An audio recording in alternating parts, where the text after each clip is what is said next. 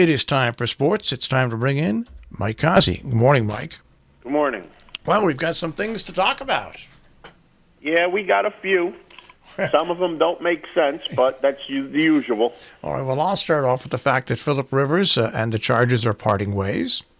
No big surprise there. Yeah. Maybe the Chargers could finally win a championship now. Yeah, that's right.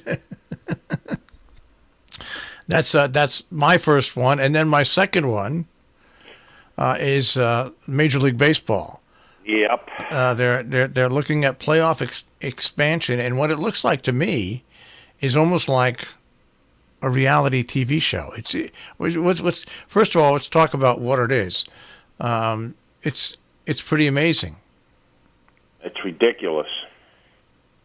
That's all you can say about it. Let me see if I can get it here. Okay, my first thought was, now baseball's become unwatchable. Okay, here it is. Imagine a team picking its playoff opponent. Think about Brian Cashman of the Yankees deciding whether to face the Red Sox or avoid them in the first round of the postseason, all done on live TV. It looks like they're going to do it. They're seriously weighing a move from 5 to 7 playoff teams. Listen to this, 5 to 7 playoff teams in each league beginning in 2022. Absolute garbage. They're not going to do it. I can't imagine they would do it. Oh, I don't say they can't do it, because everybody's into this reality stuff and getting people involved where they have a say in the outcome of things. It's absolutely ridiculous. Absolutely ridiculous. All right. And then 14 teams making the playoffs, and then you choose who you want to play? So what's the season for? Yeah. Why don't you just have, 2 months of baseball where everything's a playoff? Yep. And wherever you finished the year before can set precedence of where you want to play and who you're going to play and when you're going to play. And, oh, my God, it's ridiculous. It's stupid. The next stupid thing is the ex-Major League pitcher is suing the Astros, claiming the cheating scandal ended his career. No, your lack of talent ended your career, buddy. I mean, you didn't get thrown out of baseball or not wanted in baseball because of one game that you pitched against Houston. You got thrown out of baseball because of the season that you had. So maybe he's got proof that everybody cheated. Maybe he's going to come out with that. This whole thing is ridiculous. Absolutely ridiculous. And now this is going to open up another can of worms where the Astros cost him a living. So the one outing where he got lit up like a Christmas tree is the reason why he's out of baseball? I don't think so. This is just awful. Like I said about a month ago, all the teams that are doing it better step up to the plate and say they're doing it, because this is getting out of control. It's destroying the sport. It's two foolish headlines in one evening for Major League Baseball. Yeah, I mean, it's getting bad. It's getting real bad. And this on the cusp of pitchers and catchers reporting, this isn't what baseball needs. I mean, this is absolute. This person that's making this claim against the Astros should be laughed off the television screen. That's what should happen to him. But in today's world, who knows what will happen? That'll probably hold more water than anything else. Well, it's absolutely insane. All right, now, did you see the interview they had with the Red Sox? Young. Actually, I saw it on TV, but I was eating dinner somewhere and I couldn't hear it. But it looked like the Red Sox were pretty mad about things. Well, they're upset because they say that that the trade of the outfielder and pitcher represented the best move for the franchise in the big picture. What they're trying to do is, there, of course, has been hellacious reaction from Boston fans. I mean, hellacious. And so why you only hold a 1-hour news conference where you try to explain your thing? When that's what it was all about. They're trying to explain their decision to the fans. Can't explain it. It makes no sense. I don't care how they want to paint it, how they want to change it. It makes no sense. You traded your best player away for nothing but money, and the players you got in return are trash, quite frankly.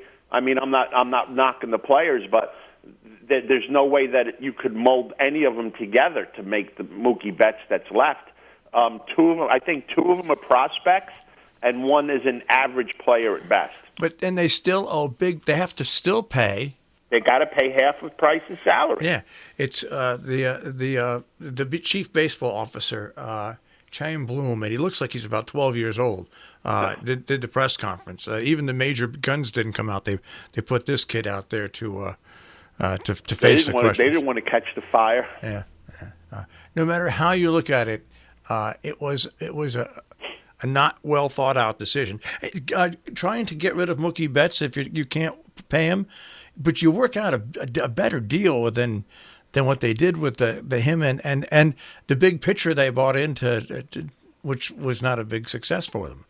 So it's just I mean, this is like trying to explain to the Marlins fan base a few years ago why you got rid of 3 all-star outfielders and said you want to try to get a team that's competitive. You just had a team that's competitive, and you got rid of it. They got rid of Yelich, Ozuna, and Stanton. That's three all-star outfielders you got rid of, and you say that you want to make a competitive team. People aren't gullible. They're not going to buy that line.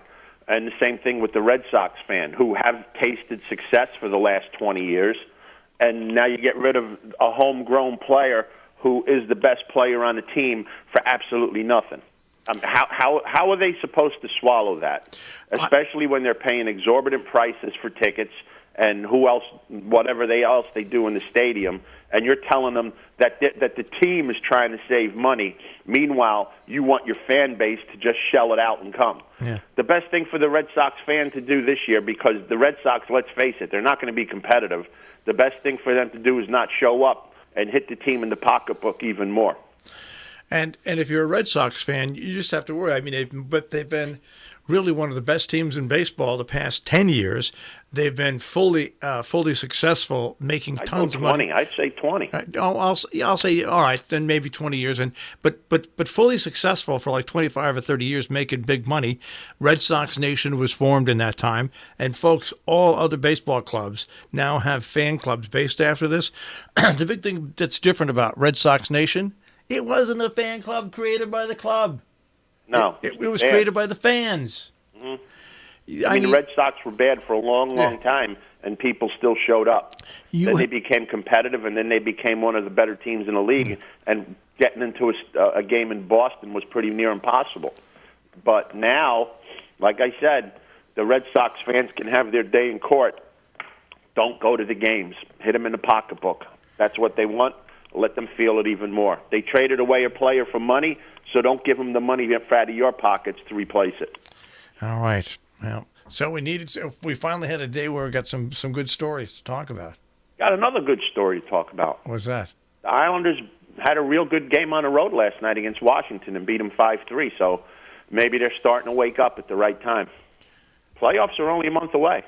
How far? A little more than a month away. How far are they out of the playoffs? Oh, they're not out of it. Okay. They're in it. Oh, but they're in it. They want to position themselves where they can make a run, and beating Washington on the road is a good move towards it. Well, I think the NHL should adapt a program where the teams that get in the playoff can pick their own opponents.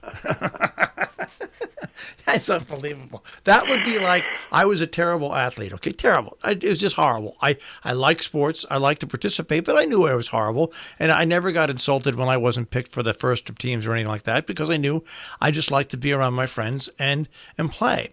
But that would be like you're in a baseball game and the pitcher is facing up, his bases loaded, and you got a home run hitter coming up, and the pitcher says, "Okay, now I want to face Marshall Miles." There you go. Well, here's the other thing. What happens if this thing comes off, which I hope it doesn't, and GMs or whoever it is gets to pick their opponent in the playoffs? So let's use the scenario you had.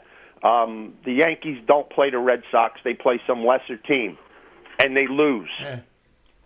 Now what? Yeah. Shouldn't that GM get immediately fired on the spot? You would think so. And how would you feel it as a player that somebody that has nothing to do with your performance on the field gets to dictate who you play because of your performance on the field? I think that is the most important thing. I think everybody's overlooking when you're a Major League Baseball player, and yes, you want to get paid millions of dollars. Absolutely, you do. But what's the one thing most of all? What's the one thing? Well, two things that you want most of all. You want to win a World Series. And you want to play, if you're a true baseball player, you want to play against the best possible opponent. Yep. It's that way in every sport, basically. If you're a true, to be the best, you beat the best. Yeah, that's it. But this is just, I don't know, it's something from the Twilight Zone. It certainly is.